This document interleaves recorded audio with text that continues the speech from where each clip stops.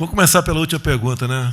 Vocês de fora já estão com saudades dos governos corruptos e descomprometidos com o Brasil.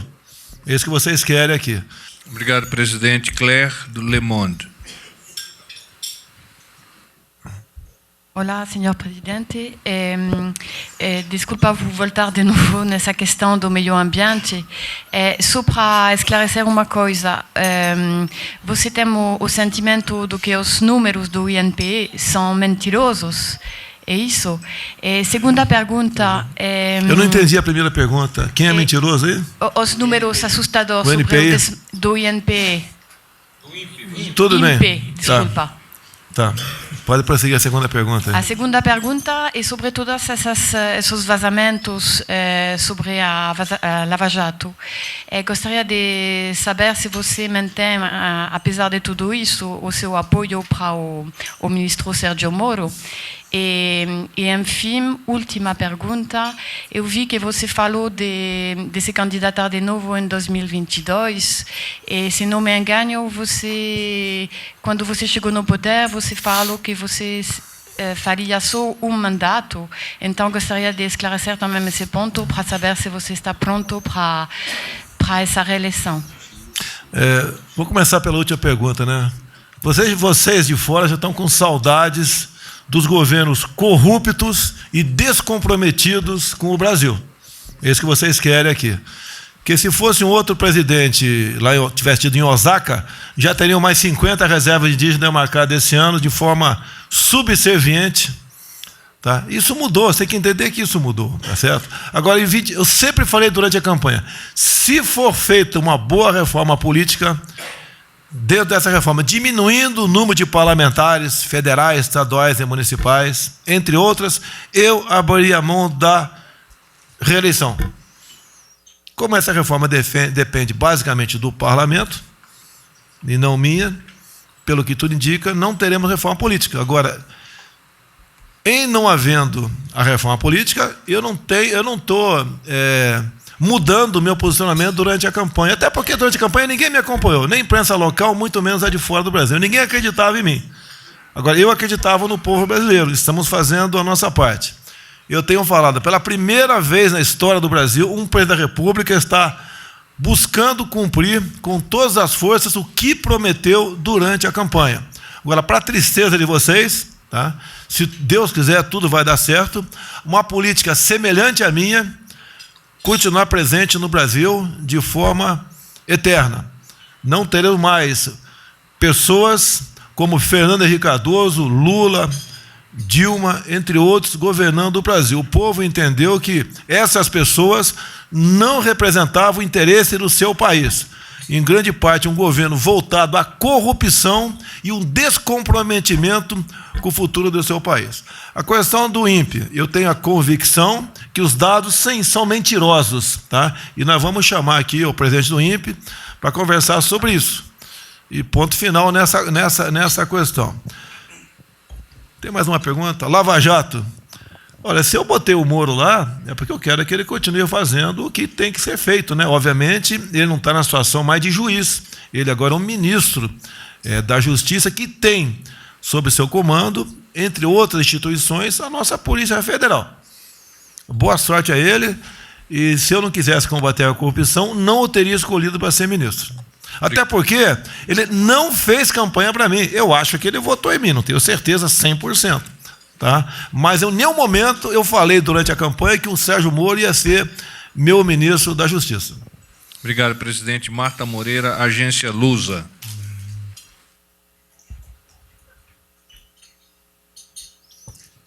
Presidente, de Portugal, Agência Lusa de Portugal. Queria colocar duas questões em relação à política externa do Brasil. O Brasil integra o bloco dos CPLP, países de língua portuguesa, e na próxima semana o ministro Ernesto Araújo estará num Conselho de Ministros para debater o tema mobilidade na CPLP. Tema? Que tema? Mobilidade entre os países da CPLP. Vocês já tomaram alguma posição se vão abrir esta mobilidade entre os países da CPLP? E a segunda questão era em relação a Portugal. O que é que podemos esperar da relação com Portugal no governo de Bolsonaro? Portugal é um país irmão. Estamos à disposição. Via embaixada, o que é normal, natural, buscarmos aqui qualquer aprofundamento nas nossas relações. Pode falar, Pedro? Claro. Bom dia. Na verdade, o chanceler já está em Cabo Verde para as reuniões da CPLP. E essa é uma das temáticas de várias da CPLP, e o Brasil, a presença do chanceler lá e não noutra reunião que tem agora em Buenos Aires sobre terrorismo, mostra a prioridade que o Brasil está dando aos países da língua portuguesa e toda a agenda em comum que temos com eles. Obrigado. Antônio Torres, Agência F. Bom dia, presidente. Muito obrigado pelo café da manhã. A minha pergunta é sobre o acordo UE-Mercosul. Muitos europeus estão um pouco preocupados com as regras sanitárias e medioambientais no Brasil a respeito da agricultura.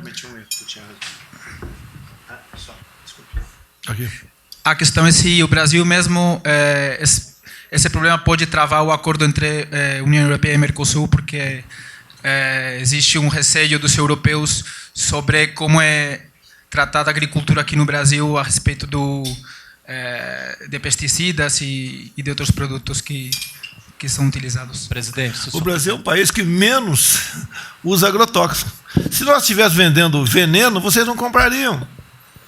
Agora, eu fico abismado como essa desinformação entrou junto aos brasileiros e acreditam nisso.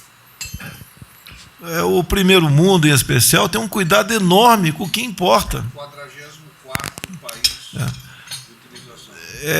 em números proporcionais, de países que têm uma agricultura pujante, nós estamos nos últimos lugares no tocante ao uso de agrotóxicos em nossa agricultura. Então, essa é mais uma desinformação que está lá fora e pesa contra o nosso país, e mais ainda no meu governo. Daí rotula a nossa ministra Tereza Cristina como a rainha do agrotóxico, né? Isso aí é uma desinformação, ou algo de muito mau gosto, porque é uma guerra comercial. Países que têm recursos, que produzem também commodities, interessa essa desinformação. Em vez, você sabe, se eu te falar 10 coisas boas a teu respeito, tem um impacto. Uma só negativa, o impacto é 10 vezes maior. E nós sabemos que assim funciona a guerra de informação no mundo todo, vendendo uma péssima imagem do Brasil. Mais uma mentira, mais um fake news para plagiar o nosso querido Donald Trump. Se eu puder... Eu queria só agregar... Perdão. Pô, não, embaixador. Perdão, não é só para comentar com o jornalista que o acordo que a gente assinou com a União Europeia é um acordo de última geração, que tem capítulos sobre normas sanitárias e fitossanitárias, tem capítulos sobre barreiras técnicas ao comércio, e o Brasil cumpre todas as suas obrigações. Então, não há um problema de natureza fitossanitária, não se coloca. Para poder entrar no mercado europeu hoje em dia, os produtos brasileiros, as carnes, tudo, cumpre com os padrões internacionais. Então, não há essa questão. Obrigado, presidente. Eu acho que tem duas coisas muito importantes. A primeira delas, o Brasil, no mundo, é o país que mais usa plantio direto. Plantio direto é uma tecnologia revolucionária, porque ela não agride ao meio ambiente, ao contrário, ela protege o meio ambiente. No plantio direto, associado com a biotecnologia, nós temos o menor uso de pesticida por hectare no mundo. E o Brasil, como bem disse o porta-voz, na escala de países que utilizam defensivos agrícolas, ele está em 44º lugar. Uma outra coisa muito importante: os hormônios anabolizantes que são liberados em grandes territórios do mundo na produção de carne bovina não são permitidos no Brasil. Então, isso é mais uma garantia de que o produto brasileiro, e não é à toa que os produtos brasileiros a cada ano ganham mais mercados no mundo todo. O que há é uma grande competição, evidentemente, do produtor europeu com o produto brasileiro. Porque aqui nós temos larga extensão e o nosso boi é a campo. Ao passo que os animais de engorda em quase toda a Europa, e muito na Irlanda, na Escócia, na Inglaterra, a maioria é estabulado. Então, ele vira um competidor do alimento humano porque ele consome milho. Diferente do boi brasileiro, que é o boi mais ecológico do mundo, que é criado no pasto. Vale a pena aqui. Quando eu estive em Osaka, eu fui à noite numa churrascaria. Fui muito criticado pela mídia brasileira. Tá? Quando fosse para um retiro, tivesse que jejuar o tempo todo. E fui numa churrascaria. E comi um churrasco, obviamente. E perguntei qual era a procedência da carne. Me disseram, eu não vou dizer aqui para evitar problemas com outros países aí. Me disseram. Daí na primeira oportunidade, eu convidei de público o primeiro-ministro japonês, que está para ir para o Chile, que passe para o Brasil. Que nós queremos patrocinar um churrasco com carne brasileira para ele. Há uma diferença enorme nos sabores, enorme. Eu até disse naquele momento que a carne que eles estavam comendo lá era genérica. E eles tinham que comer uma boa carne do gado aqui, criado aqui no Brasil. E que, com toda certeza, eles abririam o nosso mercado para carne, que, por enquanto, não entra no Japão.